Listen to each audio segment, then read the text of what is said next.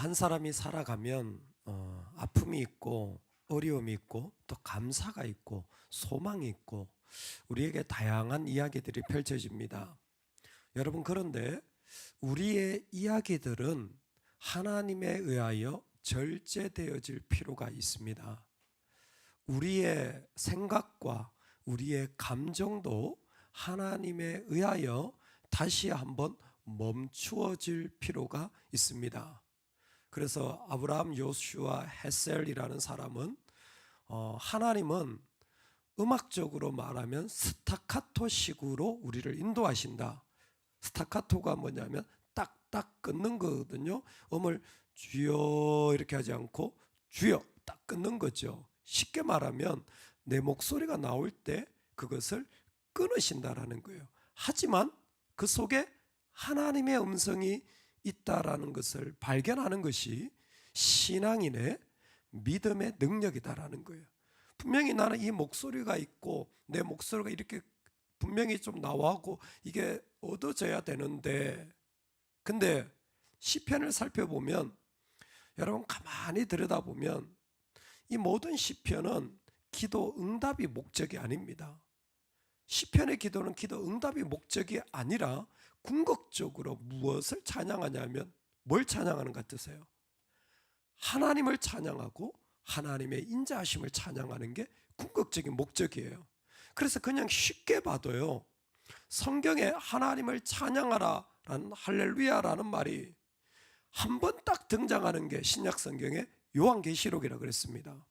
그리고 가장 많이 등장하고 가장 많이 선포되어지는 것이 시편이에요. 그러니까 시편 자체가 우리를 초청하는 곳이 어디냐면 우리의 어려움에 다 응답받는 자리가 아니라 하나님을 찬양하는 자리로 나아가라는 거예요. 여러분, 그런데 이게 우리에게는 결코 쉬운 이야기가 아닙니다. 내가 이렇게 저 사람에 의하여 이런 취급을 당하고, 내가 이런 질병 때문에 고통을 당하고, 내가 아픔에 있는데 찬양이 나옵니까? 그래서 공동체가 필요한 겁니다. 나는 안 돼요. 내 기분과 감정으로는요, 사실 문밖도 나오고 싶지 않고 내 마음으로는요, 예배당에 안 가고 싶을 수도 있습니다. 그런데 공동체는 내가 하고 싶지 않았던 노래, 내가 별로 몰랐던 고백을 그 가운데 할 수 있도록 우리를 이끌어 주는 거예요. 그래서 오늘 우리가 만나는 시편이 놀라운 게 뭐냐면 공동체의 고백이라는 거예요. 여러분, 이런 부분을 생각해 보셨습니까? 나의 신앙의 고백, 참 중요하죠. 그리고 저 사람의 신앙의 고백, 이것도 참 중요합니다. 그런데 가끔 신앙에 성숙한 분들은요, 공동체를 위한 기도를 상당히 중요하게 여깁니다. 왜요? 그 공동체의 고백이 곧 나의 고백이 되어지고 그 공동체의 고백을 통하여 하나님이 역사하신다라는 것을 그들은 알고 있기 때문이에요. 그래서 잠잠합니다. 하지만 그 공동체의 고백을 계속 분별하는 거예요. 예를 들어서 교육부서가 같이 모였어요. 그러면요, 교육부서마다 고백이 다 다른 거 아세요? 조금만 들어보세요. 다 달라요. 옐로우의 고백이 다르고, 레인보우의 고백이 다르고, 오렌지의 고백이 다르고, 청년의 고백이 달라요. 똑같이 섬기는 사람들이 있는데 거기서 나오는 고백은 다 다릅니다. 우리는 그 고백을 교회마다, 심지어 가정마다 고백이 있다라는 것을 듣고 분별하고 그 일을 위하여 기도해야 할 때입니다. 여러분, 어떻게 생각하십니까? 가정 공동체에 여러분 가정의 고백이 뭔지 생각해 보셨어요? 내가 하는 말 말고요, 부모니까 내가 하는 말이 우리 고백이 아니요. 가만히 자꾸 들어보세요. 그럼 우리 가정이 하는 고백들이 있어요. 거기에 뭐 다양한 일들이 있겠죠. 생각지 않게 밑에 흘러가는 고백들이 그 가정 가운데 있습니다. 어렵다고 그 고백이 사라지는 게 아니고, 잘 됐다 그 고백이 허물어지는 게 아닙니다. 누구도 깨트릴 수 없는 고백들이 그 가운데 있는 거예요. 여호와여 들으소서. 오늘 그는 하나님 앞에 하나님께서 우리 가운데 들으시기를 원하는 마음으로 고백합니다. 첫 번째는 이스라엘 백성 전체가 고백해요. 그래서 공동체의 고백은요, 두 가지 형태로 되어 있는데, 하나는 전체 회중의 고백이고 또 하나는 리더의 고백이에요. 이 두 가지가 조합되어져 있는 것 같습니다.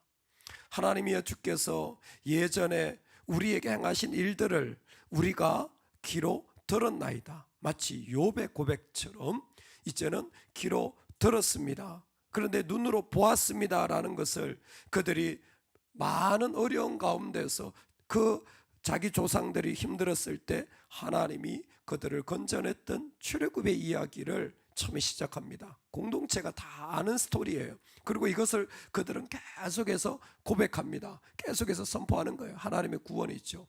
그런데 4절에 가면 여호와여 주는 나의 왕이십니다.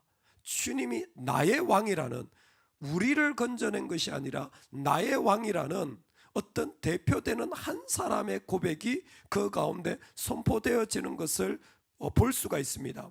그리고 나서 다시 한번 7절과 8절로 보면 오직 주께서 우리를 우리 원수들에게서 구원하시고 우리가 종일 하나님을 자랑하였나이다 라고 그들의 공동체의 목소리가 들려져 나오는 거예요. 그러면 이 공동체의 고백은 뭡니까? 그들이 이런 스토리도 있고 리더가 이런 고백도 하지만 전체 공동체의 목소리를 들어보니까 두 가지인 거예요. 하나는 하나님을 자랑하고 또 하나는 하나님께 감사하더라는 거예요.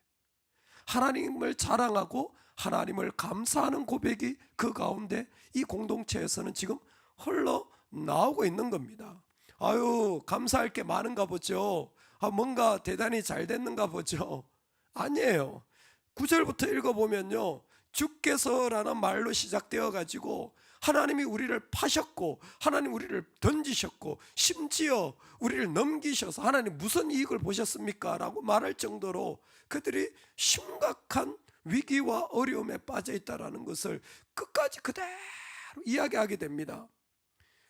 하나님께서 우리를 그 비방자들의 손에 던지셔가지고 수치와 능욕을 당하고, 그리고 그 하나님이 거절하셔서 하나님이 우리가 이 땅에서 욕과 수치가 되게 하셨다라는 것입니다. 얼마나 마음이 어려운지 그들의 삶에 이런 수치와 어려움들이 가득합니다. 이 어려움이 가득한 자리에 이 하나님께서 오늘 이 고백을 통하여 그들을 초청하시는 거죠. 근데 이 고백의 끝에 가보면, 그래서 오늘 끝까지 읽었는데요, 23절과 26절을 우리 같이 결론적인 부분인데 한번 읽어보겠습니다. 다 같이 읽어보겠습니다. 시작. 주여 깨소서 어찌하여 주무시나이까? 일어나시고 우리를 영원히 버리지 마소서. 26절. 일어나 우리를 도우소서. 주의 인자하심으로 말미암아 우리를 구원하소서. 아멘, 아멘. 여러분, 어디서 본 듯한 말씀 아닙니까? 주여 깨소서 어찌하여 주무시나이까? 어디서 나왔죠? 제자들과 예수님이 배를 타고 가시는데, 그렇죠? 광풍이 일었잖아요. 광풍이 일었는데 예수님 뭡니까? 저 배 뒤에서 주무시고 계셨어요. 그 제자들이 강풍이 일어난 것을 보고는 그 뒤로 가가지고 주무시는 예수님을 깨운 거예요. 뱃머리에서 할 수가 없었어요. 그래서 그 주님이 어떻게 주무십니까? 주여 깨소서. 그리고 예수님이 깨셔가지고 잠잠하라, 바람아 잠잠하라 그랬더니 갑자기 세상이 잠잠해졌던 그 구절과 같이 지금 하나님을 향하여 깨소서, 건지소서, 구원하소서. 여러분, 그 제자들이 예수님을 깨운 부분에 간단하게 설명을 하면, 예수님을 깨운 이유가 뭐냐면 예수님을 뱃머리로 초대하는 겁니다. 자신들이 뱃머리에 있었어요. 내가 이렇게도 저렇게도 조정하고 헤쳐나가고 운전하려고 했어요. 강풍이 왜 일어났는지, 이런 위기가 왜 닥쳤는지 모릅니다. 어떻게 보면 하나님이 왜 이렇게까지 하실까라는 그런 마음이 드는 그런 자리인지도 모릅니다. 그런데 뭐예요? 하나님을 지금 자신의 뱃머리에 초청해서 하나님이 선장이 되어지고 하나님이 운전대를 잡아달라고 초청하는 거예요. 그래서 지금 이와 같은 기도를 이스라엘 백성들은 합니다. 왜요? 왜냐하면 하나님은 도우시고 인자하신 분이시기 때문에 그래요. 하나님이 누구이신지를 이 공동체는 분명히 고백하고 있었던 겁니다. 이게 지혜입니다. 여러분, 우리가 하나님 앞에 가정의 공동체가 중요해요. 내가 할 수 없을 때 우리 가정이 하나님 앞에 나아가도록 돕는 좋은 장소가 되어집니다. 여러분, 교회 공동체가 너무너무 중요합니다. 나는 지금 찬양할 능력도 없는데 이곳에서 찬양하는 사람들에 의하여 나는 기꺼이 찬양하게 되어지도록 하나님이 내 목소리를 낮추시고 주의 음성을 세우시는 거예요. 그러면 우리에겐 중요한 도전이 있죠. 가정에서 어떻게 공동체 고백을 만들어낼까? 교회는 어떻게 공동체 고백을 만들어낼까입니다. 첫 번째가 뭐냐면 하나님이 누구이신지를 자꾸 나누셔야 돼요. 공동체 고백을 만드는데 가장 중요한 첫 번째 자리가 뭐냐면 우리가 이게 힘든데, 나는 이런 게 어려운데, 이런 거 말고요, 하나님이 어떤 분이신지가 공동체에서 제일 많이 나눠져야 돼요. 그러니까 내가 자녀한테 얘기한다면요, 나에게 하나님은 지금 어떤 하나님인지 내가 하나님을 경험하고 있다면 매일매일 다른 겁니다. 여러분, 매일매일 말씀을 들을 때 하나님이 다른 말씀을 주시지 않습니까? 제일 좋아요. 야, 하나님이 나한테 이런 말씀 하시더라. 하나님이 나한테 이런 걸 원하시더라. 오늘 내가 이런 걸 하나님을 위해 순종해야 되더라. 왜? 하나님이 이런 분이시기 때문이야. 하나님이 어떤 분이신지를 내가 선명하게 고백할 수 있는 게 너무너무 중요합니다. 사실 우리가 사람을 만나도 그 사람이 어떤 사람인지 우리는 이미 알고 있어요. 이 사람은 사랑이 많은 사람. 이 사람은 깍쟁이. 이 사람은 정말 풍성한 사람.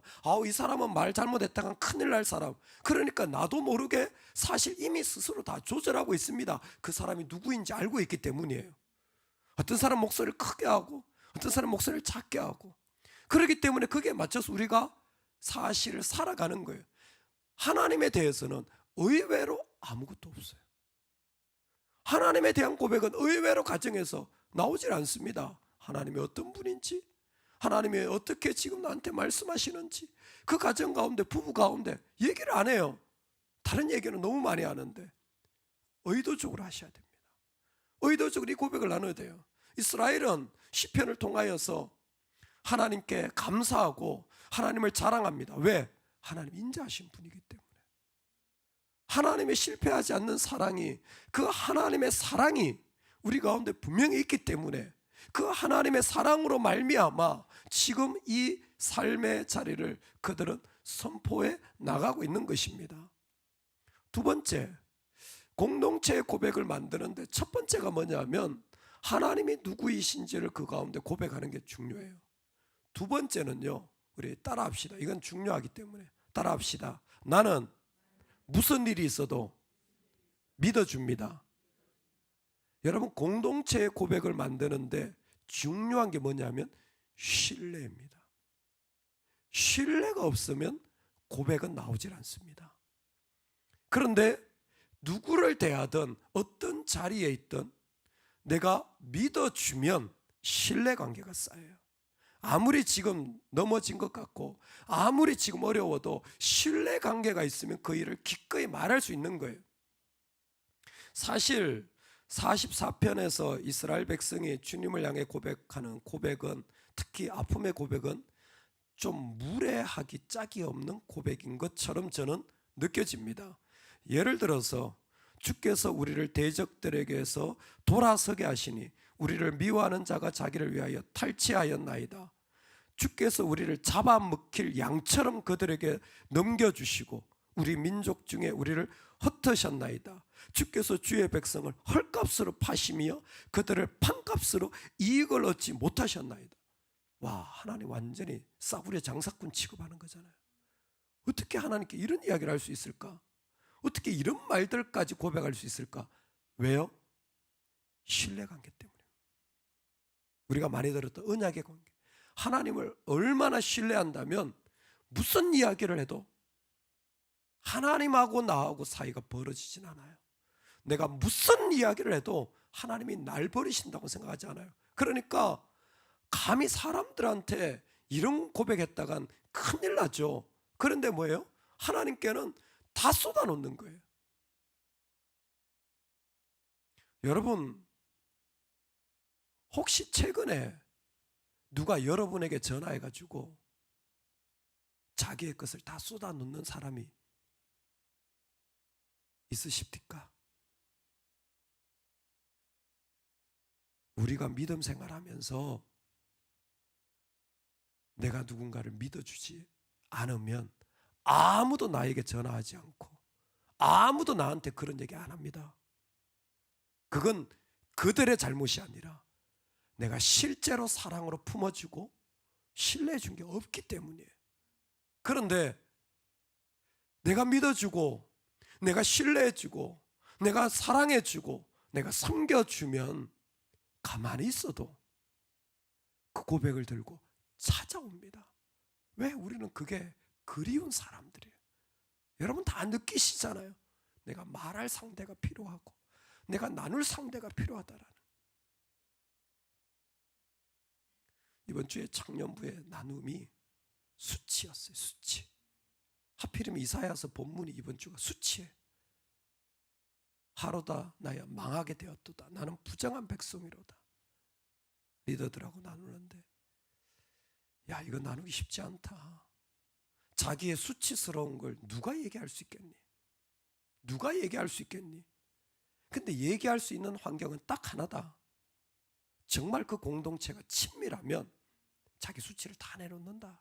그게 찬양팀이든 청년팀이든 어른이든 애든 다 똑같다. 그게 친밀한 공동체가 되면 거기서 다 꺼내놓는다.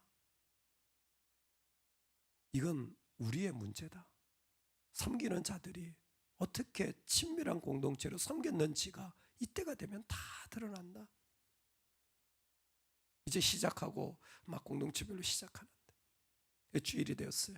어떻게 리더들이 아니라 저와 같이 나누게 되었습니다.